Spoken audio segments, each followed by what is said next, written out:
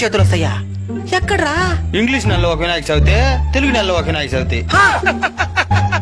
English నెలలో తెలుగు నెలలో separate చేసుకోం, రెండు ఒకేసారి జరుపుకుంటాం. ఇంగ్లీష్ నెలలో అయితే ఆగస్ట్ సెప్టెంబర్ లో వస్తుంది, తెలుగు నెలలో అయితే భాద్రపద మాసం శుక్లపక్షం చవితి రోజు జరుపుకుంటాం. ఏందే భద్రంగా బతకాలా? అదేమి నెల నాయనా? భద్రంగా బతికేది కాదు, భాద్రపద మాసం అది మన తెలుగు నెల. ఓహో, ఇంగ్లీష్ లో 12 నెలలు ఉన్నట్టే తెలుగులో కూడా 12 నెలలు ఉంటాయి. ఏంది నాయనా అదే?